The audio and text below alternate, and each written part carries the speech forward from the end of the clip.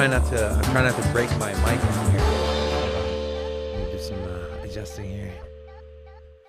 All right, we ready? What is up, crypto fam? Welcome back to Sin City Crypto. It's your favorite co-host here, David. We are coming at you live from Global Studios in Sin City, Nevada, with another one of our live shows. Before we get into the content, we ain't financial advisors. Do your own research.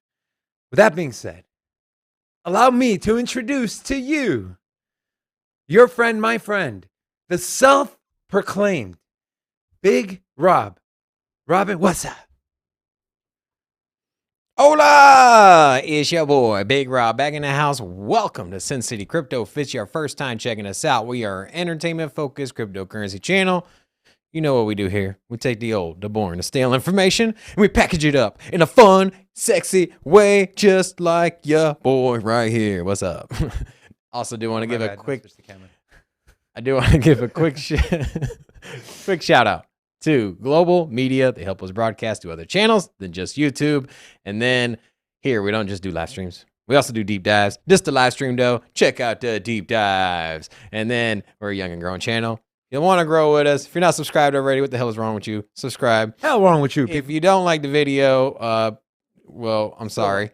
But like the video, especially if you're in the chat. We're trying to bring some more people up into the chat so that way we can have, what is it, David? A Vegas party, baby. That's right, David. We're going to have a Vegas party. So hit the like. Let's bring some more people in the chat. And then if you haven't hit the notification bell, do us a favor. Do that too. David, what we got today? First of all, big shout out to all of you, our people that came back. We have Stereo 2. You're not late. Good job, man. You were getting on my bad side, Stereo 2. I was going to start getting upset. Garrett, welcome back. Simon said it's his new favorite crypto channel. We love you, buddy. We bringing the juice today, baby. We bringing the juice. We bring in the heat. Robin's pumped. I'm pumped. Mm-hmm. We're both feeling juicy. Right. The markets are juicy. We're just juicy. The Vegas summer has started early in Sin City Crypto Studio. So the hot news, it is hot in here today, my dude. It is actually kind of hot. The heater didn't turn off. Also, Simon, welcome back. Chef James, good to see you, my friend. Wait, shouldn't you be at work, James? Anyways, Crypto Sensei, welcome back. We love you guys. Today's show is going to be amazing. One more day till Friday, and we'll see tomorrow who won the blockchain parlay between me and Robin. It is a close race. It's close. Maybe we'll do an update for you guys. No. We keep it a surprise. We surprise. All right. Keep it fresh. Keep it fresh, baby. So we got our hot take, and then we're doing our talking points, and then we're going to end with our market analysis. But first, before we get into our hot take, the markets are bouncing back, my dude. The markets are bouncing back. We have left the zone of 40 to 42,000, which and we are in the zone of 43,000, which is right, and it's lining up with just like your boy had been telling you all this time that 50,000 coming by the end of the month or early February. You got 10 days. Yeah, hey, I'm telling you, there's gonna be a big run up. And believe me, I will be in here patting myself on the back when that happens, because of course you will, because you're so into yourself. Yeah. Well, you know your boy looking sweet. just throwing it out there, bro. Just throwing it out there. Anyways, James, you see what I got to deal with, bro? Every day, James. Every day. I mean, I got to look at your face every day. Whatever. You know, comic relief. So. I wanted to start the show off today by, we talk about Cardano a lot on the show. We talk about Sunday Swap this entire week. We are live. Well, we're not fully live until 1:45 p.m. Vegas time, but the site's up, and I wanted to show you guys what it looks like. So you go to sundayswap.finance. You come to this page. Oh, it's actually live right now? It's live, but you can't swap anything right now. It's live, but not really. Yeah, you can start swapping at 1:45 Pacific Standard Time. So when you come to this page, you click on Enter App. It'll pull up a new page for you. If you guys aren't familiar with Sunday Swap, this is the DEX exchange. It's the Uniswap version, but on Cardano. That's right. Eddie, what's up, bro? How you doing, my friend? Eddie Santiago. Eduardo. Okay. So they are deemed the sweetest decentralized exchange in the Cardano system. This is what their interface looks like.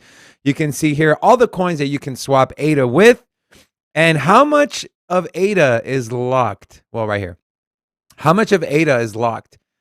This is a lot of Cardano that is locked into these contracts.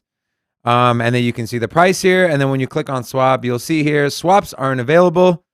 2145 universal time, whatever the hell that. What is UTC, by the way? I never understood that.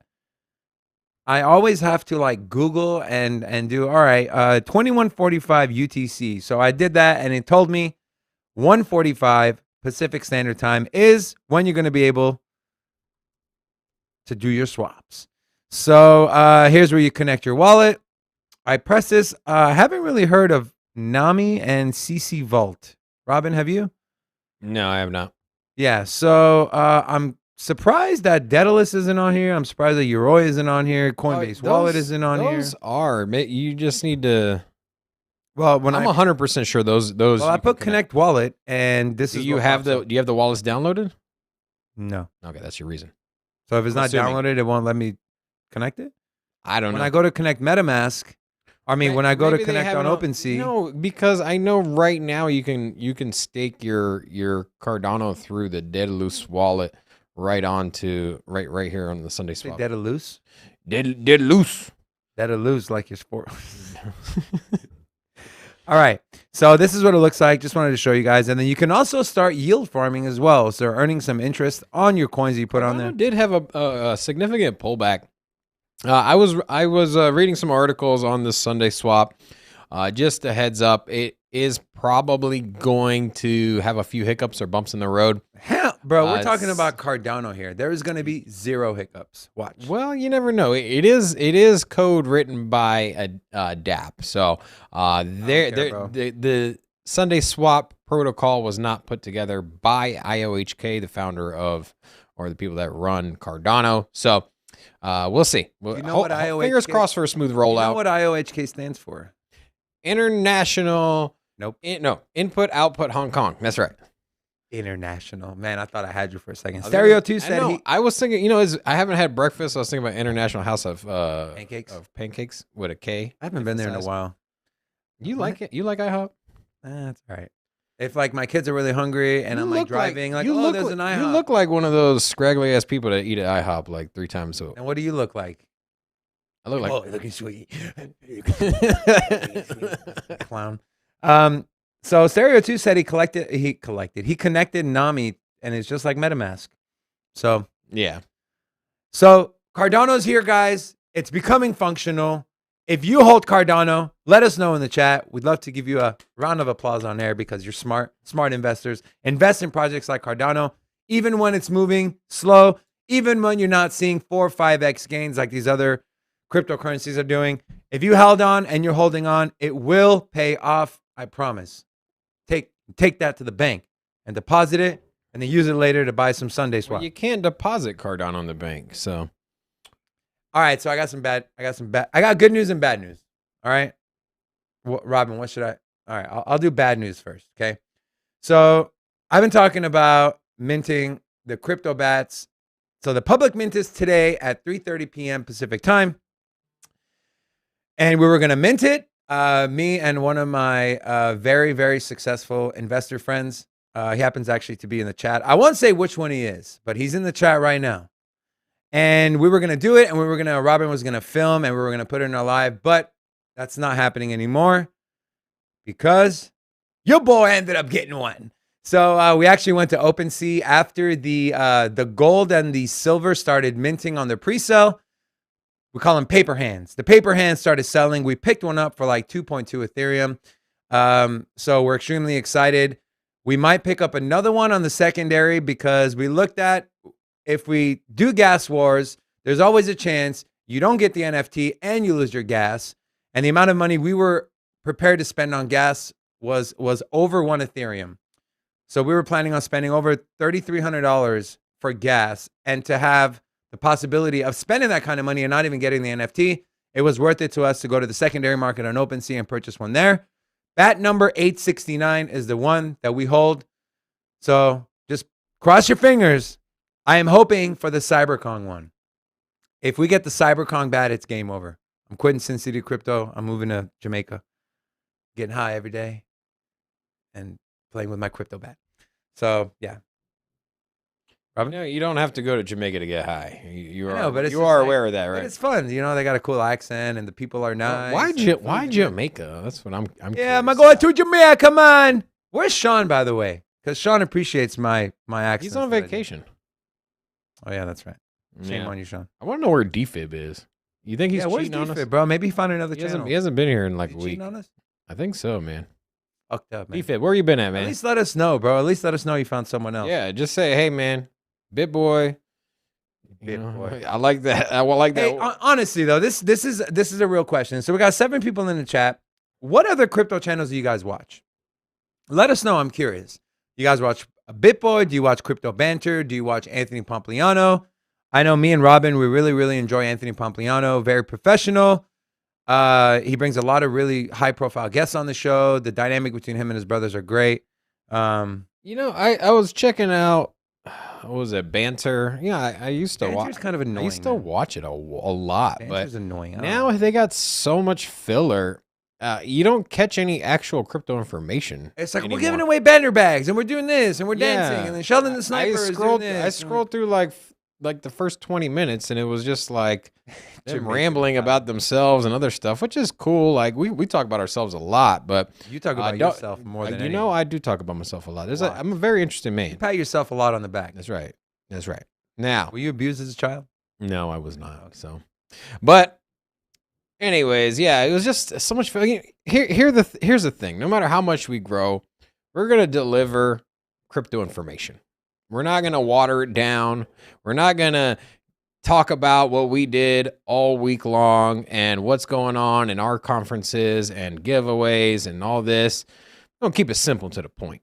We're gonna talk about our lives. We will do giveaways, but Yeah, but we're gonna keep it simple. We're not gonna make half the show about ourselves and giveaways and things that we got our hands in. So we're gonna keep it crypto information. We take the old, boring, and stale information. We package it up in a fun and sexy way. that's right. You ever heard that before, bro? I think I've heard it somewhere. I'm not sure though. Crypto Sensei said, "Congratulations, thank you, my friend." And I think, someone else, Sarah too said, "Good job." All right, well, let's get this show on the right, road. let's We've go. been talking about stagnation in other channels, and we are stagnated. We're not at this stagnating because it's always fun when I make fun of you. All right, we're going into our very first segment, the hot take. It's hot. moment. Ooh, what is that? I'm cooking a steak on some fire tonight. That's hot. Oh, real quick, in case you didn't know, I do have a wood fire pit where I cook all my steaks on in my backyard. That's my hot take for today. Okay. So the hot take, the real hot take for today is, I forgot. Just kidding. The real hot take for today is, do you believe Bitcoin mining can be sustainable in the future? Now, with more people coming to the network, more people using the Bitcoin network, it is expected to grow. The hash rate is expected to grow. Is it sustainable? So yeah, just to piggyback off of what David said, it's not so much that the hash rate requires more power. I mean, it kind of does, but essentially, it's almost like a competition. So who's in first place? Who has more mining rigs?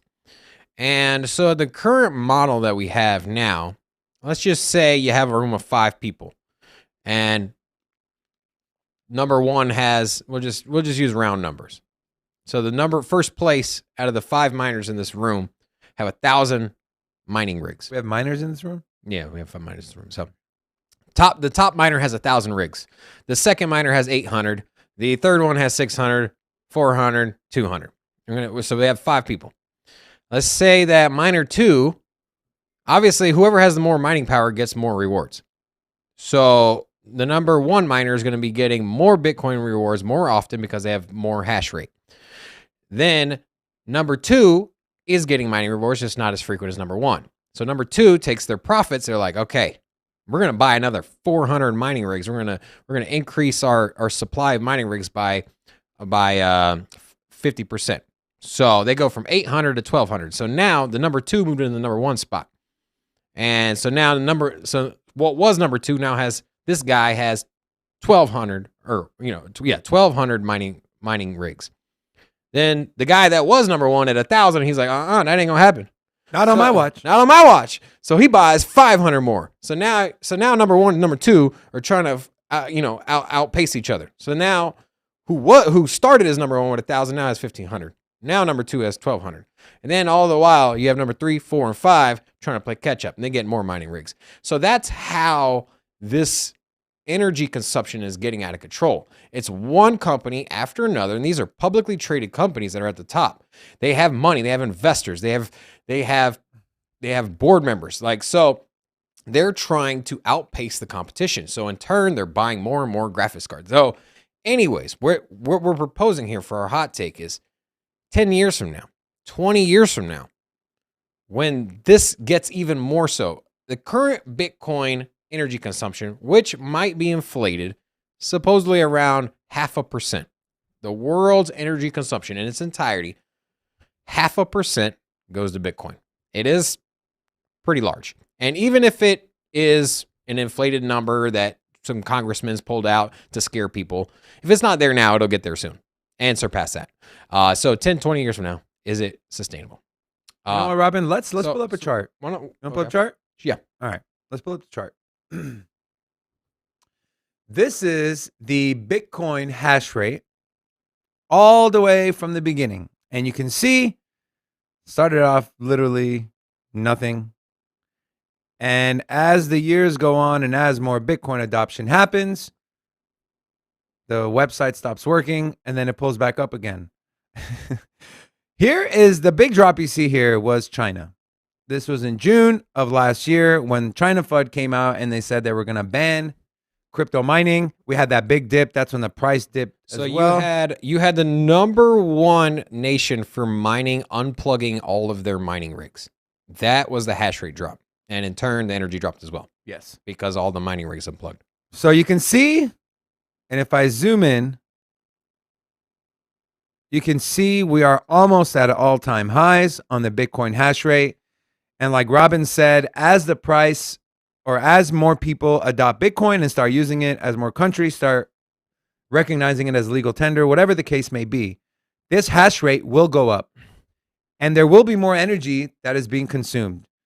Is it sustainable with what it is now? 20 years from now. So going back to our analogy with the miners that are trying to outpace each other. So when the price of Bitcoin, say, doubles, now you have a lot more money to buy more rigs. And that's how it keeps snowballing.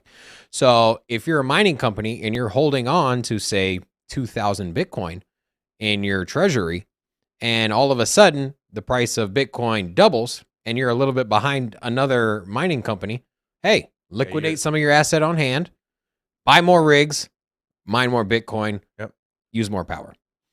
So it's as much as I want to get behind Bitcoin because it's so innovative, it's so progressive, it moves the space forward. As much as I want to just be 100% all in, you can't ignore the fact that it does consume a lot of energy.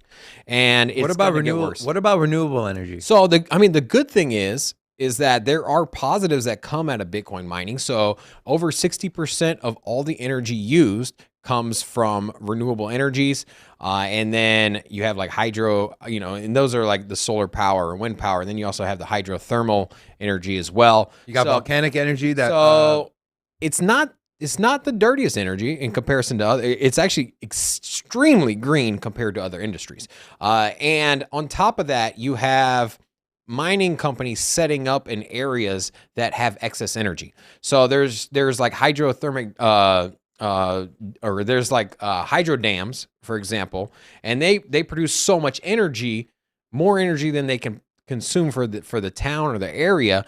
So they just have this energy that dissipates naturally and doesn't get used up. And so these mining rigs are popping up there. So they're not basically just building coal power plants and powering Bitcoin miners. So in turn, it has also created a green movement.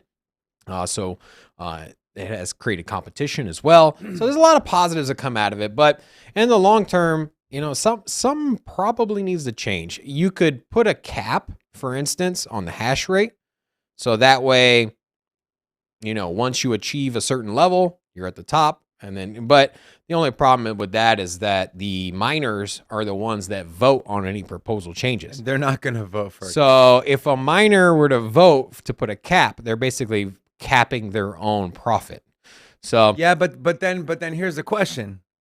It's like, okay, do you put a cap on it, or do you risk this entire thing collapsing? but here's the thing, I don't think it's going to collapse.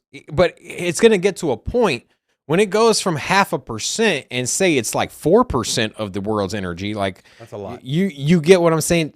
Then some government or somebody's going to step up and take action because it's going to get out of control. So That's what I'm saying. Are they willing to risk if the miners don't take action themselves at some point when it gets really out of control, then then the government will probably step in. You know what?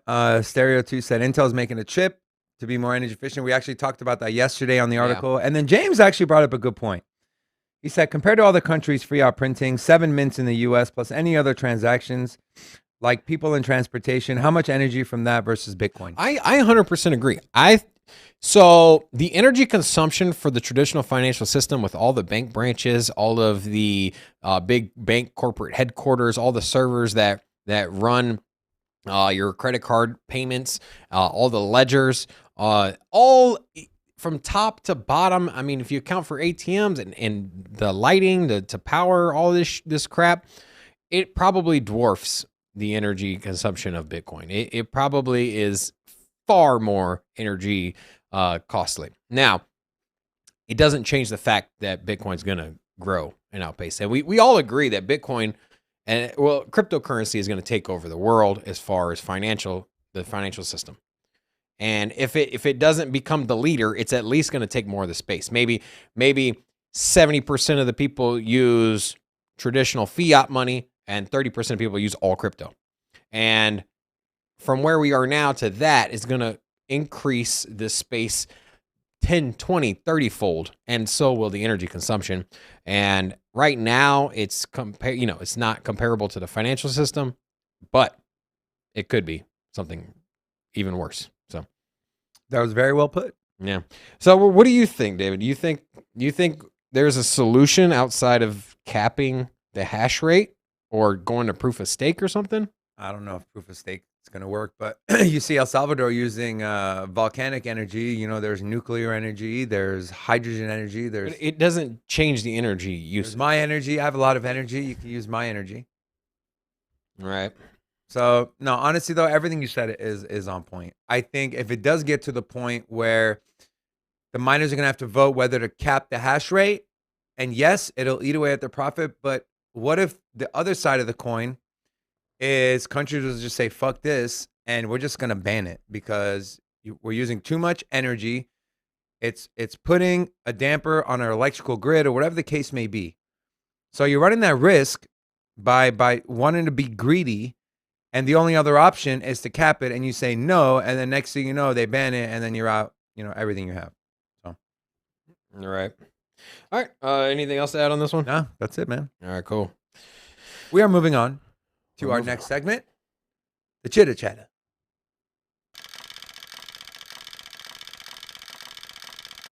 All right. So the very first article we want to talk about today is the SEC, our favorite. What about our video? We're not going to start with that one? No, we're going to start with the SEC, and then we're going to start with and then we're going to go to the video. Oh, okay. So, yes, we have a really funny video, but we want to talk about government first because our government is very important to us. So, The US of A. US and A. The SEC rejects proposed spot Bitcoin ETF from First Trust and Skybridge. They shot down another spot Bitcoin exchange traded fund proposal, this time from Skybridge. As previously reported, they're seeking approval for a spot ETF back in March of 2021. Van Eck got shot down, along with many others, and this one got shot down too. So, this is infuriating to me. How are we allowed to invest in fucking penny stocks, but we can't invest in a spot Bitcoin ETF? That's what I want to know. Robin, why? Why? Why? Why can we invest in extremely speculative penny stocks that 99% don't make it, but we can't invest in a Bitcoin spot ETF? At this point, I actually don't have an answer for why. So there is the growing fear in the government that if you were to approve a spot Bitcoin ETF, basically lots of exposure to Bitcoin, but the ETF would have to buy physical Bitcoin on the backside. So if somebody comes in, they buy $1,000 worth of Bitcoin through the ETF.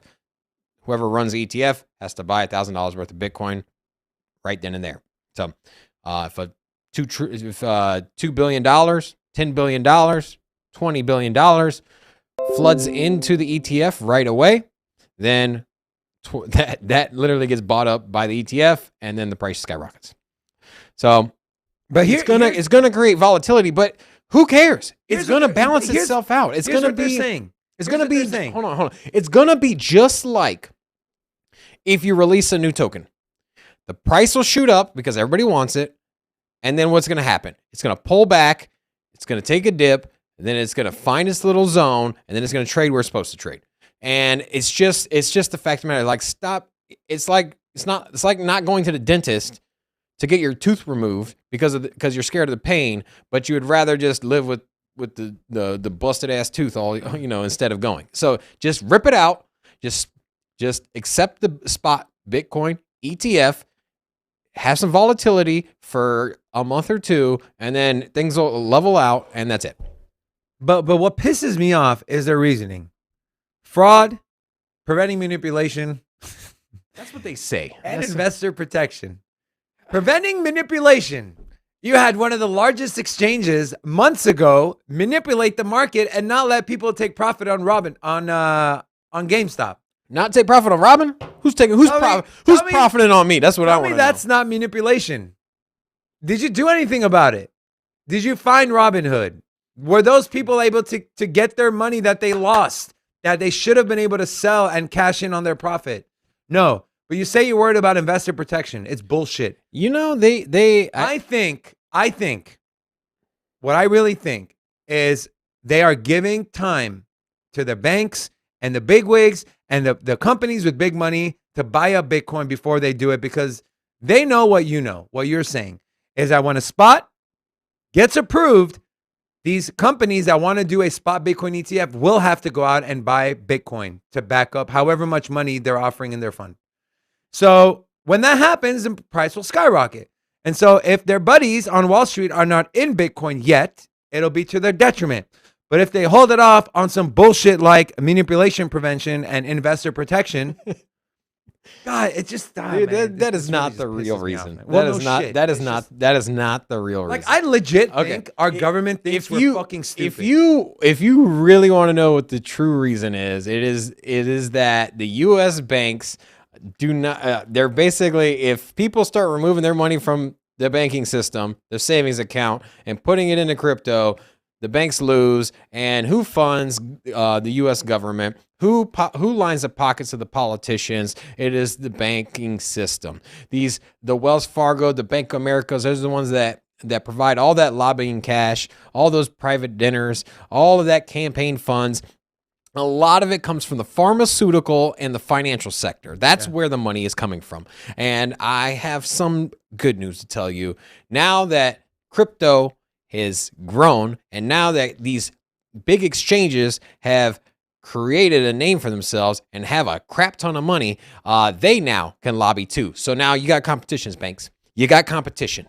And you're either going to have to step up and throw up more money, because crypto's coming, people are making profits, and the profits, unfortunately, are going to the politicians. And at some point, they're going to fricking pass some laws in our favor. So if you want to know the real reason, that's the real reason. But the sugar-coated reason, they don't want volatility and all that other crap they're talking about. What's up, my dude, Blue Wolf? Welcome back to the show. I'm glad to see you came back. I know. Yeah, where'd you go, man? Were you cheating on us? I want to know where DFib is. You and DFib, bro. Hey, if anybody knows DFib. Also, we have, if you're new to the channel, welcome to Sin City Crypto. Make sure you like, subscribe to the channel, and say hello. We'd love to give you a shout out. Also, if there is a project that you are curious about, something that you're already invested in, if you would like to know if it's a good time to exit or something somebody might have told you about at work, if it's a project you're interested in, want to know more about it, let us know.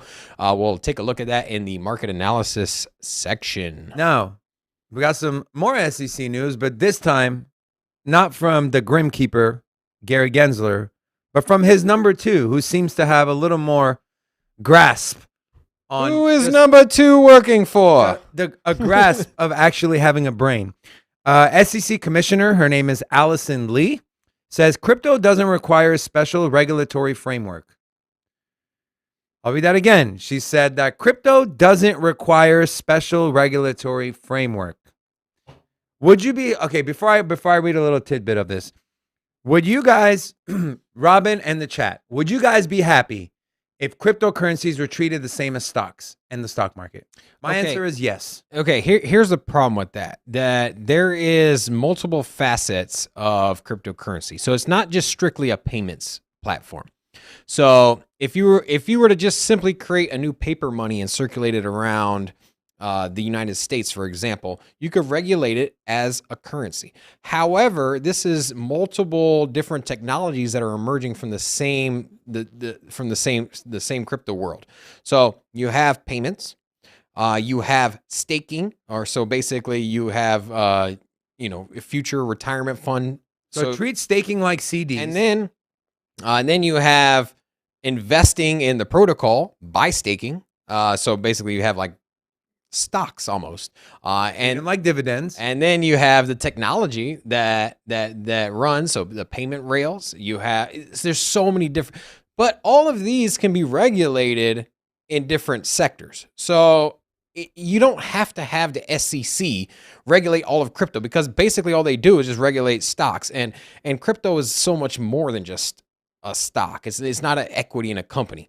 And so why not regulate the profitability like stocks? Why not regulate the staking like banking and your IRAs and your 401ks? And why not regulate the rails that things move, just like you would for Visa and MasterCard? And then just have each compartment of crypto fit in a certain section. That makes sense. Yeah. And so this lady makes sense.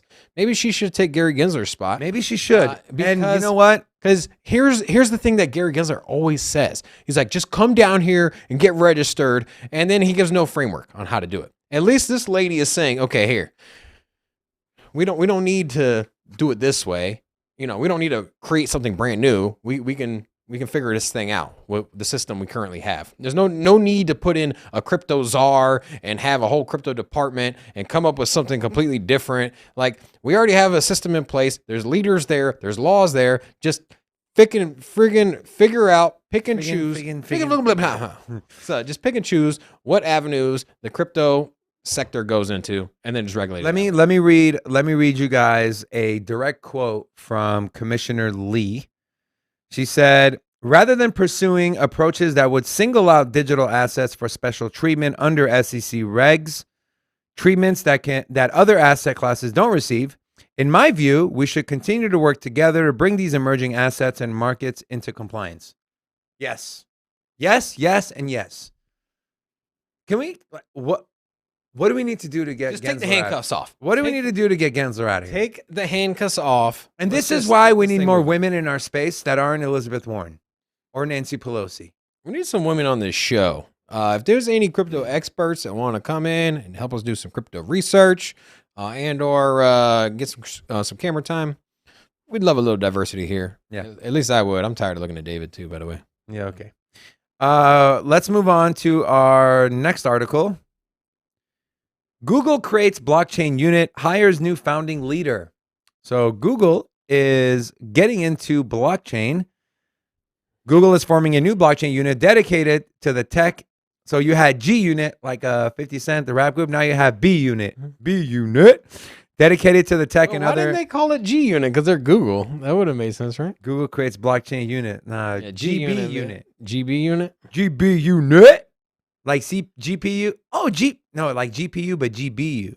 case you didn't know, David's taste in music is rewound. It's 90s. rewound like 15, 20 years. Hey, man. You know, he like came in the other day. He's like, "Yo, you ever heard this song before?" old And it soul, was man. an Eminem track, and I'm like, Yeah. "Bro, you were just now found out who that is, I bro." used to be a rapper, bro. Leave me alone.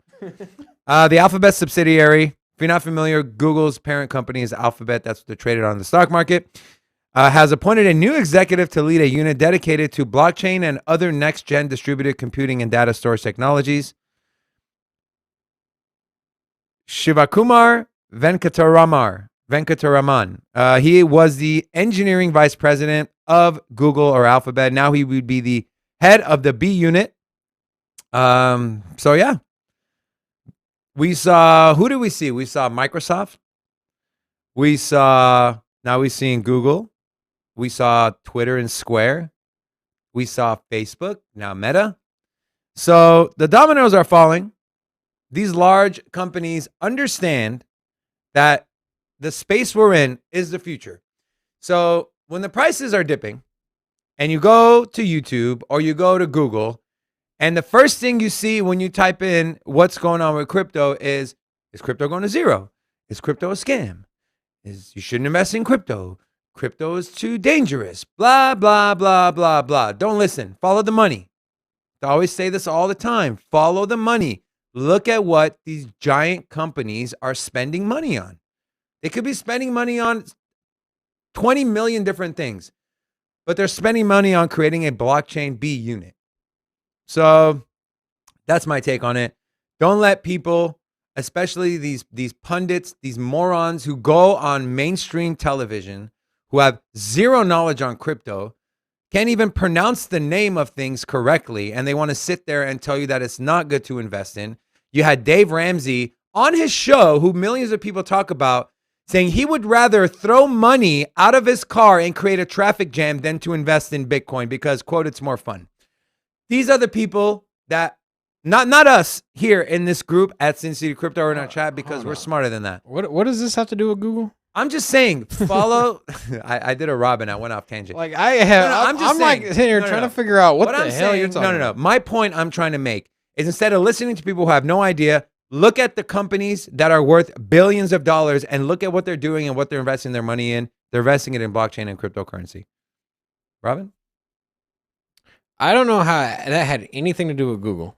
Because I'm making a point. I'm making a point to say, here's another large company that is investing their resources in cryptocurrency, and don't listen to the idiots that tell you not to. And I just named some idiots. Why was that really hard to comprehend? No, I just Okay. I thought you were going to talk about the article, but I did talk about the article. it's a huge news. Okay, let's. Yeah, that's what I just said. Yeah, that's all you said. Okay, And go ahead. then you started talking about. Okay, Dave so Ramsey. why don't you add your 5 cents? Okay. You know, so yesterday I was actually watching another YouTube channel and they were discussing this topic, and they got into the fact that they didn't like that Google was getting into crypto. And the premise behind that was that crypto is this new money, this new infrastructure that removes the old money, the old institution. It removes that all the power, leaves those banking systems and that old system, and it puts power in the hands of the people. Puts the power in the hands of me and you. And so this takes away from the idea that you have DeFi, where you don't have big players coming in and controlling crypto. And so there are a lot of people that are scared that Google and other companies, you know, I'm sure it's going to be followed up by Amazon and Walmart and all these other people. When's Amazon getting in here, bro? Yeah. We're missing Amazon. When these other players come in, you're going to have more and more big institutions essentially controlling crypto. And then you're going to leave crypto, you know, it's going to leave the DeFi and it's going to be controlled by the institutions once again, which is kind of the whole reason that we're getting into crypto, is to leave those entities. But you can't stop these big institutions. And you know what? They'll buy it up and they'll dress it up in a way so it looks like a different and new product that's innovative, which crypto is, but essentially they're going to control it. And you can't fight it. In my opinion, what do you think, David? I have a bold prediction to make. My prediction is this: By the end of this year, 10% of the Fortune 500 companies will be dabbling in or building out something in blockchain or crypto. That's not very bold. That's just 50 of the top 500 companies in the country in how many years? this year. The Oh, end of this year? Hell This year. no. You're tripping, bro. Yep. My bold prediction. You heard it here first from David at Sin City Crypto. I want to move on to our next article. 300 small U.S. banks set to offer Bitcoin trading in second quarter of 2022. Hundreds of small banks are set to offer Bitcoin services during the first quarter as digital assets continue to become popular among clients. An estimated 300 community banks will start providing Bitcoin trading on their mobile apps starting in the first or second quarter of this year with the aid of crypto fintech company NYDIG. Here's a quote from Bank South CEO. We have seen significant activity in the cryptocurrency transactions from our customer accounts, and a few investments have been rather large, so that is obviously getting our attention. So essentially what they're saying is, yeah, you guys are taking money out of our account to put it into these crypto exchanges. Fuck that. Keep the money in our account so we can use your money, and then you can trade Bitcoin through your account. So my question is this. This is to Robin. This is to our community in the chat. If you had the option of buying, selling, holding Bitcoin from your bank account or doing it from a centralized or decentralized or from like a hardware wallet, what would you pick? You can't ignore the convenience that if you get your paycheck deposited into your bank account, you can't ignore the convenience of not moving that money to buy crypto. You have the fees with credit cards. You can do a ACH bank transfer, and those don't really cost you any money, but you do got to wait a couple days, 3 to 5 days. But how convenient would it be, think about it this way, to get your paycheck or get some money in your bank, however the money gets into your account, and then you go buy Bitcoin or any crypto that they offer. And then when you're ready to sell, you sell it, and it goes right into your bank account. You don't have to wait for a transfer. You don't have to move it around. You don't have to pay the fees. I'm sure they would have a fee on top, but essentially it would make it more convenient. Now, me personally, I don't want to do that. I'm just saying for the average consumer that doesn't want to create an account with an exchange and go online and write down a seed phrase, worry about custodying and worry about this being insured. If you could just go to your local bank branch, sign up. You probably don't even have to do that. You probably just open up your web browser. You open up your phone. You sign into your account just like you normally would. You have your savings account. You have your checking account, and then you have your crypto account. And you just click on it, and then you can just transfer over money into Bitcoin. Boom, done. Very, very efficient. And James said Coinbase is starting direct deposit. So yeah. So, I mean, this is all going to be free market competition that one sector is competing with another. So as banks start to offer crypto-related functionality, the exchanges are also going to add traditional finance. So that way, somebody that's in the middle has options. They can either go with the traditional bank or they can go with the exchange. Hey, you know, with the exchange, I can get my paycheck deposited right there. I can get a check card right from the exchange. I don't have to deal with these other people, but it's whatever's easiest for you. And that is what's going to, that's what's going to spur innovation, is the functionality and the ease. Is the same way it happened with the tech industry that we're in now. When the internet first came out, you had to type in www.http:// whatever, put in all this. That's how the commercials used to advertise it when the internet first came out. It was kind of confusing. And you had the dial-up. Anyways, when things got easy and all you had to do was put it into the top, just the word, you just put in PetSmart right there at the top of your web browser, and the website comes up right away. The functionality, the ease made it user-friendly, and they had more adoption. Right now, it's a lot of extra steps to use crypto. So mass adoption with functionality and ease. And it's only a matter of time. So what I'm thinking these big banks are doing, they're like, all right, small banks, let's see how you do. Let's see what challenges you face, and then we'll see what happens, and then we'll build on that, and then we'll start doing the same thing. So I think in the next few short years, we will see banks like Chase, Wells Fargo, Bank of America, big credit I don't even unions think it's going to be years. I think it's going to be this year. yeah. I would say less than 2 years. So 1 year for the big banks.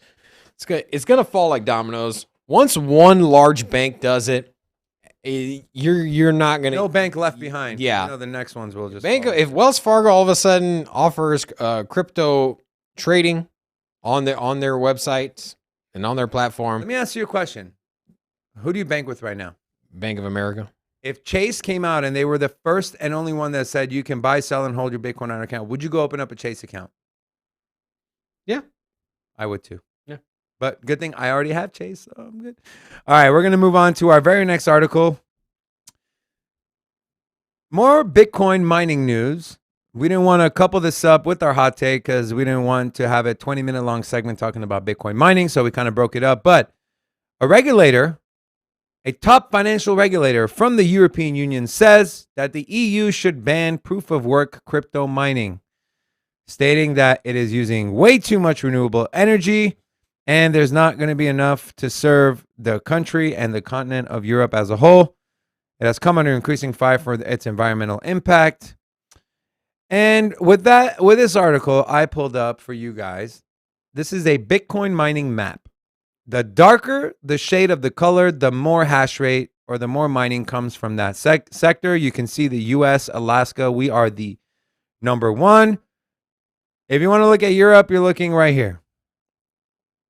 Looks like Germany, Sweden, Norway. Sweden. Yeah, that's Sweden, yeah. And then you got Spain, Portugal down here, but pretty light if you ask me. So what if the EU listens to this regulator and does decide to ban Bitcoin mining? What kind of effect would that have on Bitcoin?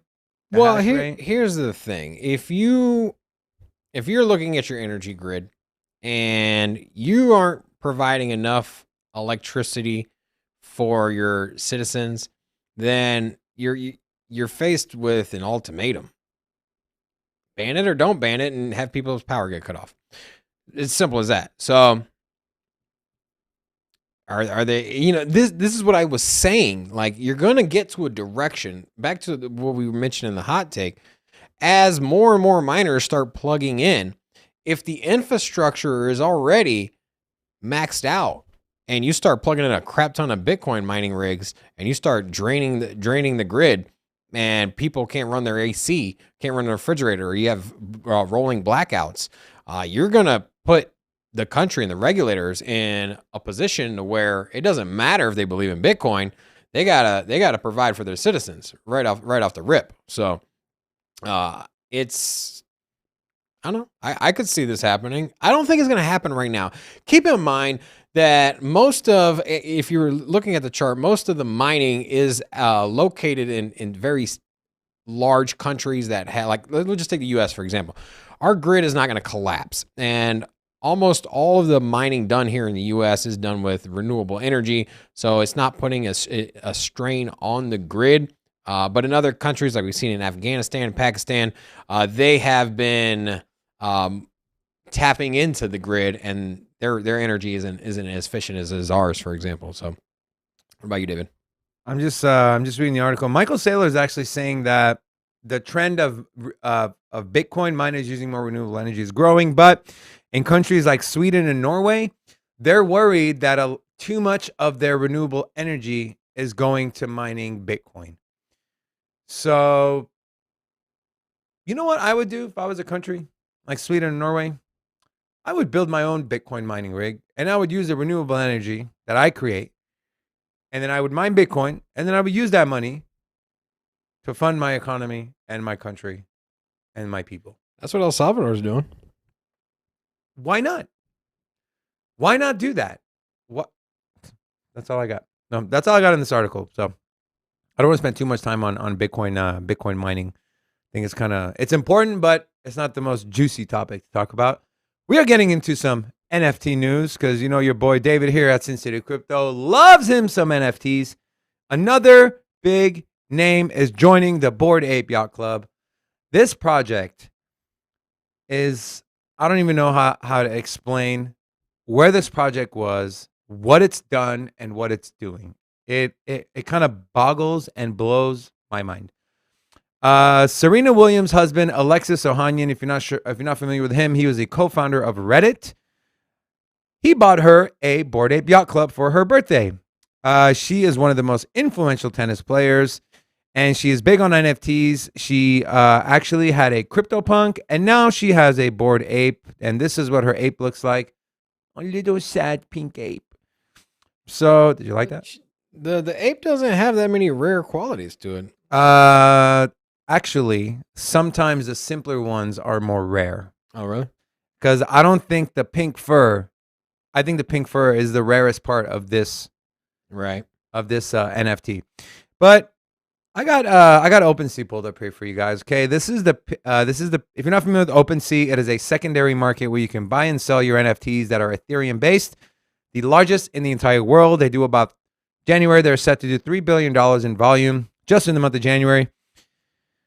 85 Ethereum for the most common Bored Ape you can find. If we click on here, it'll show us a chart. Okay. Let's look at the last. Let's look at the last year. Okay. If you would have bought, you could have bought a Bored Ape. This was back in. Come on, pull up. This was back in July. You could have bought one for 8.8 Ethereum. So you have August, September, October, November, December. In 6 months, you could have 10x'd your money. If you would have minted one of these were minted, and you can check by clicking on any of the Bored Apes. You scroll down to item activity, right here, item activity. You scroll down, and you can see minted 9 months ago. And these were being minted for 0.06 Ethereum. And now you are sitting on 85 ETH. It's absolutely insane. Now, I do want to just preface this by telling you guys the NFT market is extremely, extremely volatile. It's when you're minting new projects, it's literally a crapshoot. Some are more can be more successful than others depending on who's behind the project, if they've been successful in the NFT space before. But a lot of projects fall flat on their face, or they're rug pulls, or the development team or the community just leaves. So please keep that in mind.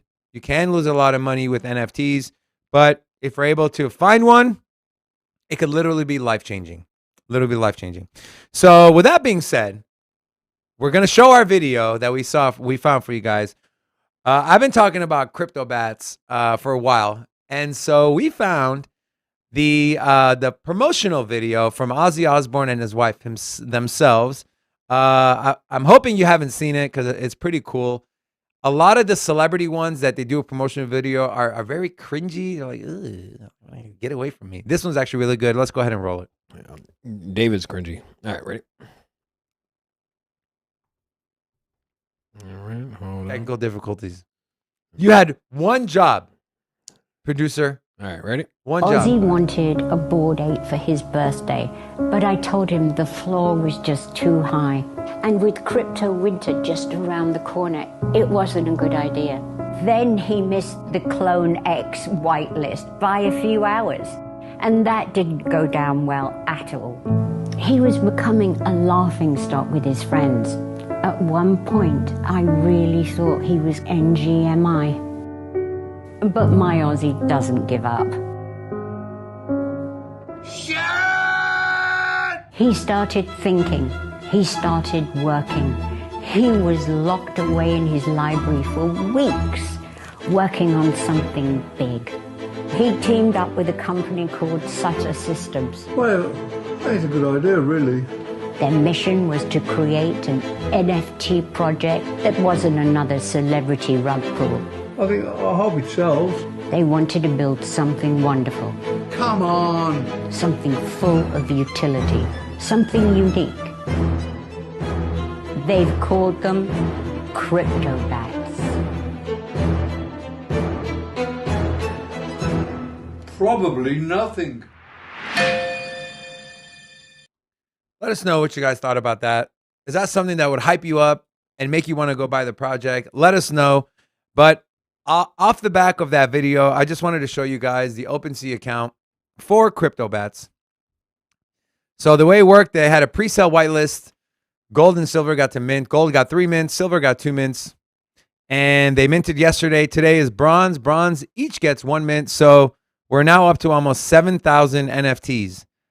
And the floor price is almost 2 Ethereum without it even being revealed. This is what they all look like. This is pre-reveal. The reveal will happen tomorrow at 6 p.m. Pacific Standard Time.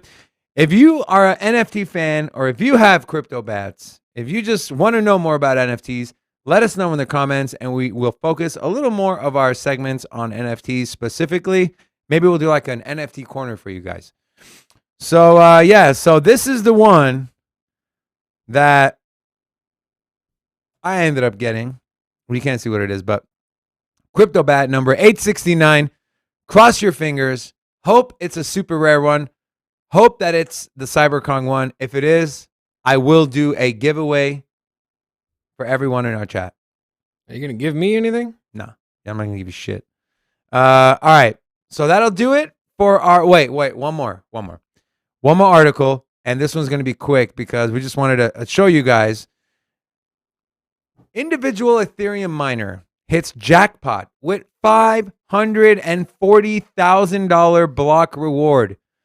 This dude had a 1 in a 1.4 million chance of mining an entire block by himself. And he did. And he got 168 Ethereum because of it. And you might have heard this story before. This has actually happened 3 times in the last 2 weeks. And the odds of it happening just twice, where's the number? And the chances of 2 tiny miners managing the same feat in the same week are 1 in 1 billion. And it happened. So he apparently, they don't know exactly what he was using as far as his rig, but they're estimating that he probably had between 1 and at most 20 graphics cards to mine that. Between 1 and, that's a big number. So if he mined that with 13090, oh my God, bro. Well, basically one $2,000 graphics card. Everyone and their mom is gonna go out and buy one $2,000 graphics card. Mine this dude. I don't like this article. You know why? Why? Because people love and people have that lottery mentality. That's why they invest in meme coins, these startup coins, whatever the case may be. So you think people are going to read this article and hear this news and go out and buy a bunch of graphics cards thinking this is so rare? Let's just. I know, but hey, it happened twice in a week. You know, it happened twice in a week. So. Bitcoin used to be the same as well before the mining rigs. I mean, these big mining companies came into fruition. You know, theoretically, you could plug into the Bitcoin network with like your standard computer with a good graphics card, and you still have a chance at mining 6 Bitcoin. That's the reward right now for getting a block. Didn't a small single miner get?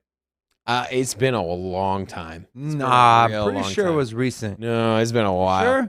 Yeah, the chances of one mining rig doing getting a Bitcoin reward is like 1 in like a quadrillion or something. So it's extremely unlikely, but a little easier to do it with Ethereum though. Their mining is set up a little differently though. So what's up, David? I was trying to fact check you, but you don't think I know my shit? I actually don't. Like you tried to fact check me yesterday. You know that Brazilian ETF, they also have Uniswap in their basket of things. So, modern art dealer, sell me your JPEG. All right, what were you saying? Eddie wants to mine.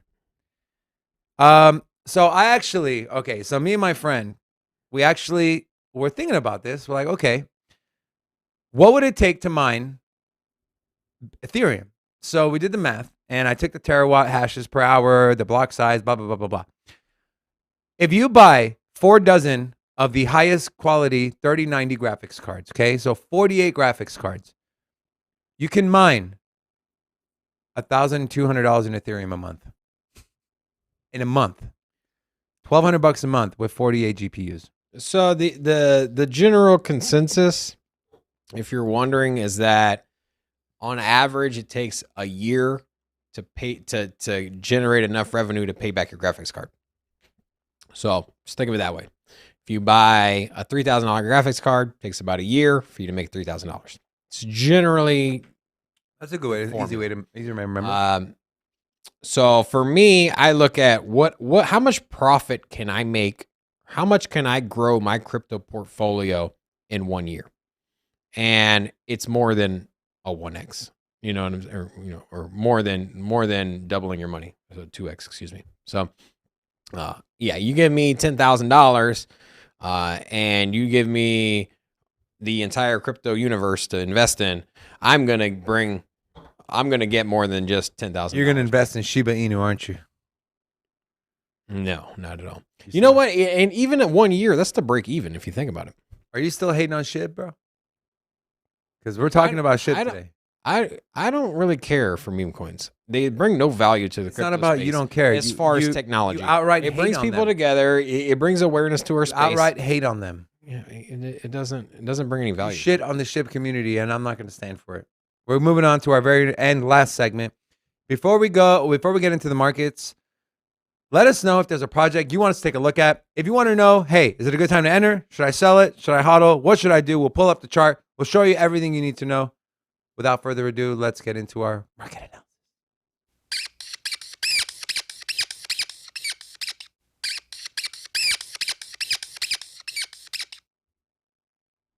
All right. Markets today, I wish I could say it. I wish I could say they're looking juicy, but they're not. They're looking, as Robin would say, moist. Not super juicy, not dry, kind of right in between. So let's go ahead and take a look at, we have CoinMarketCap pulled up. The market overall is up 2.2%. We are again over $2 trillion in total market value. Bitcoin dominance is inching up. We're at 40.2 and ETH dominance is at 19%. If you're not familiar with what Bitcoin dominance is, Robin, will you explain to our loyal viewers what Bitcoin dominance means? If you just take all of the pool, if you take the entire pool of money that is invested in crypto and you break it down into a pie chart, that is the dominance. So Bitcoin's dominance is the amount of the pie that Bitcoin has compared to everything else. Very well put. There it is. And I mean that sincerely. Oh, thank you. No sarcasm. Bitcoin, speaking of Bitcoin, we are almost at 43,000. We're about $47 shy, up 2.6% on the day. Ethereum is up to 32.18. It was hovering around that $3,100 mark. If you ever see Ethereum under 3K, unless the market is in an absolute downfall, not financial advice, but I would always look to pick some up. Ethereum will always be needed, especially with the NFT market being on fire the way it is and continuing to expand. We have Binance Coin at 464, down 1.3% on the day. Cardano sitting steady at $1.40. Looks like that $1.38 to $1.41 is the new support range for Cardano, which I'm totally fine with. Listen, with Cardano, you can't go check your account every 5 minutes or every hour. I used to do that when I first got into crypto. Every 30 minutes, I pull it up. Oh my God, did I make any money? Did something move? Cardano, you just got to set it and forget it. What I would recommend you guys do is stake your Cardano, leave it for a few years. Don't even look at it. Next thing you know, you'll go from 1,000 coins to 1,300 coins. And then you'll open up your account and, oh shit, Cardano's at $8. Cardano's at $12. And now you made it. So that's my recommendation. XRP or Solana, $140 even. You got XRP 75 cents. One of the only places you can buy XRP right now that I'm personally aware of in the US is KuCoin. So if you want to buy some XRP, you're going to have to buy it from KuCoin, or you're going to have to download something like an Exodus wallet, send a different crypto in there, and then exchange it to XRP, which is going to cost you a lot of money. Terra Luna up 3.6%, $83. And then rounding out the top 10, we have Polkadot. What is it doing? It's doing nothing. It's at $25. But unlike Litecoin, which just sits there and does nothing, Polkadot is actually working on stuff. Parachains are live. Next up, we have the Parrot threads. They are creating bridges. They're doing everything. The project reminds me a little bit of Cardano. They're taking their time, and go figure, Cardano and Polkadot, both of their founders were a part of the Ethereum team originally. Very, very smart people. They both came from a project that was in itself rushed out and just was launched. So think of it this way. You work somewhere, you put out a product, and then you're like, well, let's just put it out, see how it works, and then we'll fix it as need be. And so two developers left that type of business model, and they're like, I can't deal with that crap. We're gonna build this shit right the first time around, So and then launch it. Crypto Sensei said, David's right. Thank you, Crypto Sensei. He said, I read on Twitter the other day where one Bitcoin miner got a block reward. He said, but Robin's also right.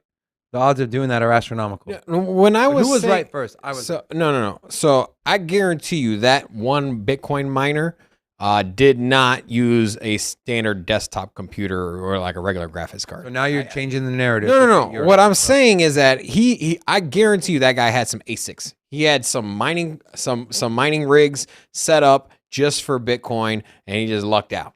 And that's also very rare. But what I was saying is that with the traditional format that you would mine Ethereum with graphics cards, no way on earth you're going to be able to achieve that. Yes. So. But one miner alone getting a full Bitcoin block reward is very, very rare.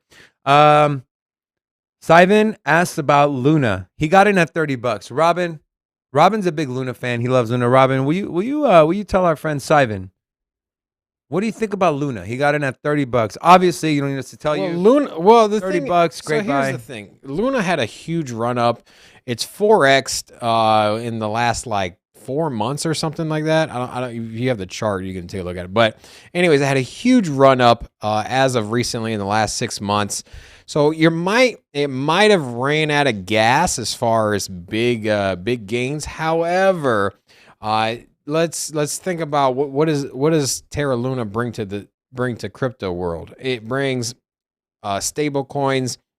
It brings DeFi finance, and so, but they're more centralized, or they're more focused on stable coins.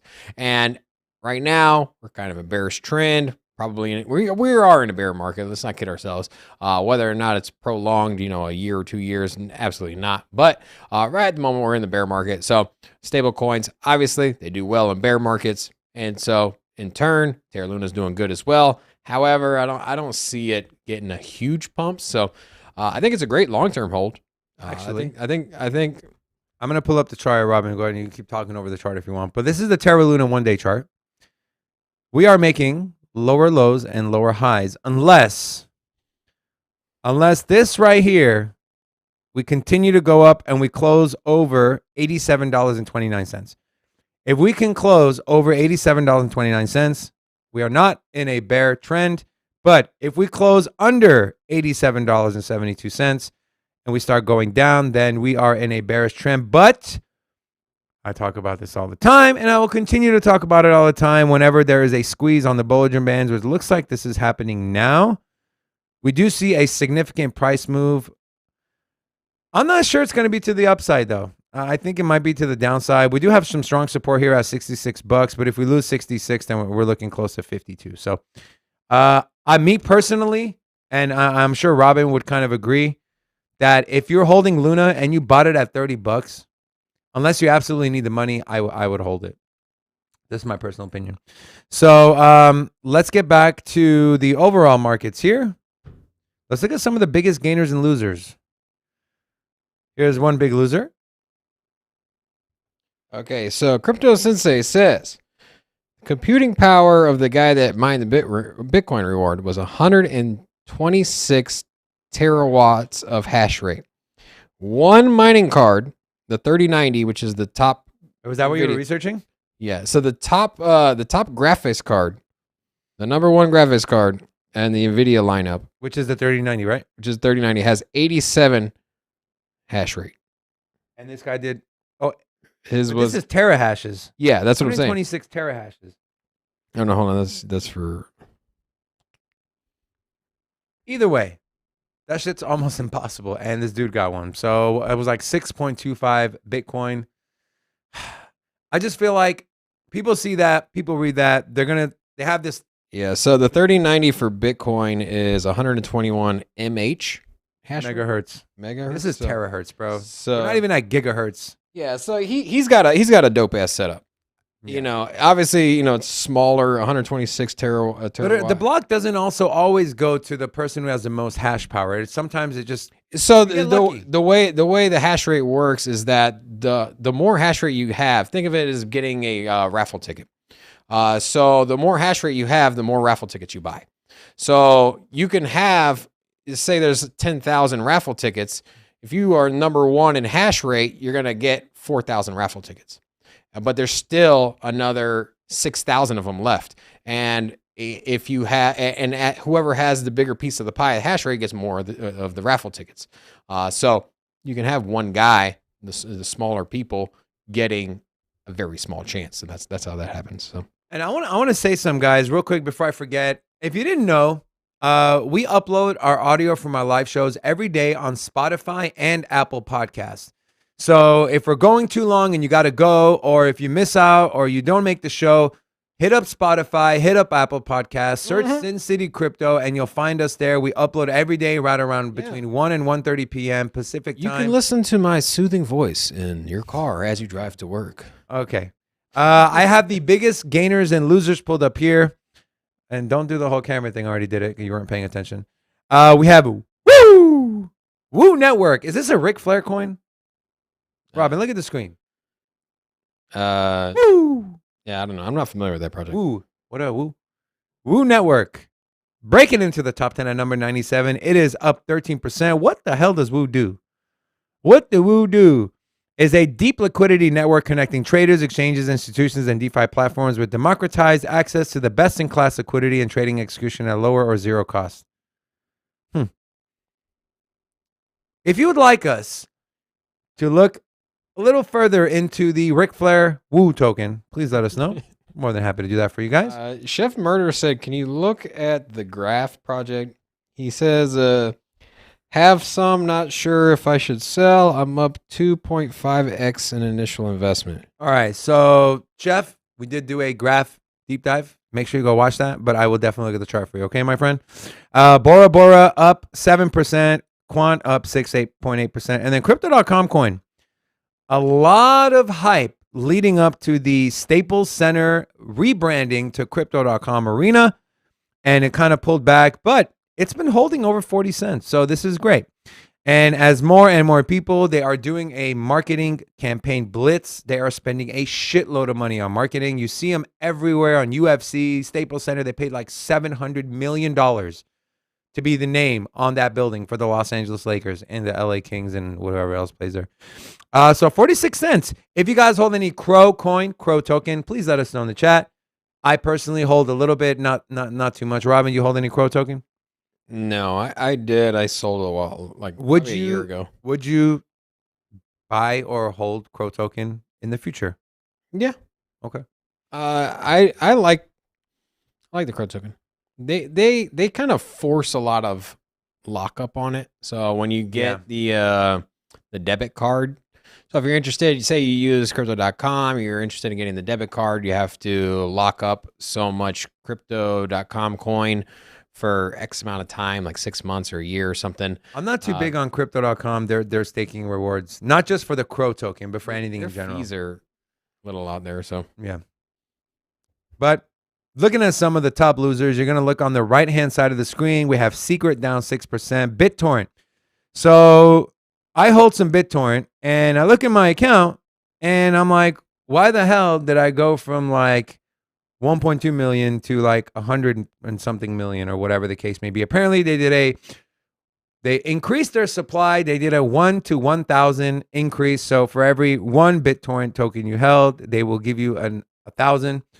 So BitTorrent, they've been around for a really long time. They live on the Tron blockchain. It was actually bought out by Tron. There's supposed to be a peer-to-peer decentralized network where you can sell your internet speed. They supposedly have the most amount of users on their platform, but where? Because the fucking price isn't moving. So obviously there's not a lot of, they say they have over 1 billion people using their platform. Well, where the fuck are they? And why are they not buying the coin? I get a lot of like scam vibes from the community when it comes to BitTorrent. I know there's a lot of people against it. Yeah. Okay. I don't know. I specific haven't reason? really looked at it myself, but I know there is a lot of people that are like, "Oh, it's such a scam. It's not good." First of all, Tron has a lot of that narrative. Tron is, man, how Everyone- is that still in the top 25? That's what I want to know. Well, that's because they were in like the top. I think they were in the top Asia, 8. you said. They were top 8 on the last Yeah. cycle.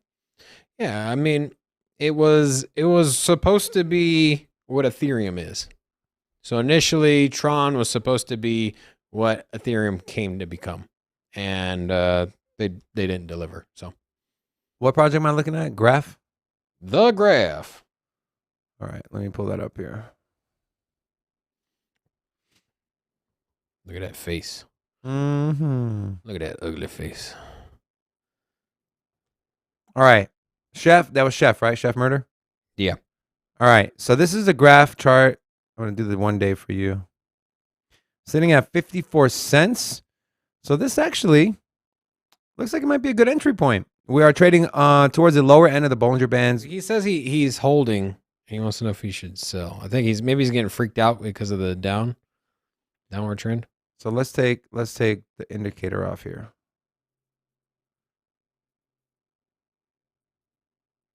We're kind of far off from our all-time high of $3. This was in February of 21. It depends on your price point, okay? So it depends on actually 2 things. Do you need the money?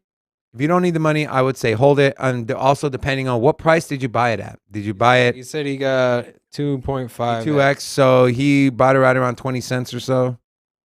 Honestly, I would hold it. The graph project is great. If you're not familiar, if you just bought the coin, you're not really familiar with what the graph does, go ahead and watch the video. We explain everything for you. But me personally, if I was in your shoes and I'm already 2.5x, unless I need the money, I'm holding the graph. So What would be a good exit target? well, it depends. People exit for different reasons. People exit for fear. People exit to take profit. People exit because they don't believe in the project anymore. If you don't believe in the project anymore, exit right now, take your profit. If you need the money, exit right now and take the profit. But if you're worried about it crashing, I mean, we're pretty close to like lows here. You know, we're right here, the 48 cent. Like, this is extremely strong support. I'd be very surprised if it goes below 48 cents. So you're already at the bottom. Unless you don't believe the project anymore, you don't need money, I would just hold it. So that would be my personal opinion. Obviously, and that's not financial advice. To each their own, but me personally, looking at it from an objective standpoint, that's what I would do. So, James has a bunch of Crow. Crow got in early, awesome. BitTorrent is another Tron flop. Yeah, it fucking pisses me off, but I got it pretty cheap, so I'm just gonna hold it. Whatever. I'm a natural hodler. I don't really like swing trading crypto. I tried that. I lost my ass, and I'm paying for it on taxes too. So that'll do it for our show today. If you're new in the chat or if you're in the chat, make sure you like the video. Make sure you subscribe so you don't miss out on content. We're doing another live show tomorrow at 11 a.m. Pacific Standard Time. Also, we are in production for a top 3 highest potential, lowest risk projects that you can invest in 2022. The filming went great. The post editing is going amazing. Our post editor is doing an absolutely phenomenal job. We also did do a Phantom deep dive. Please help us out. Go check that video out. Came out really, really good. We're working on our deep dives. We're trying to make it more visually engaging. We're trying to make the flow better. That way you can get all the information you need fast and just move on with your life. Robin, you got anything else before we move on? Yeah, Stereo 2 wanted to take a look at Kadena. We'll take a peek at that tomorrow. We'll give you our word on Sorry, Stereo 2. I didn't see them. Oh, he just put it in right there. that. Yeah. So, yeah, we'll take a look at that tomorrow. But Come either back way, tomorrow. yeah, really excited. We're going to, when do you find out what kind of bat you got? Friday at 6 p.m.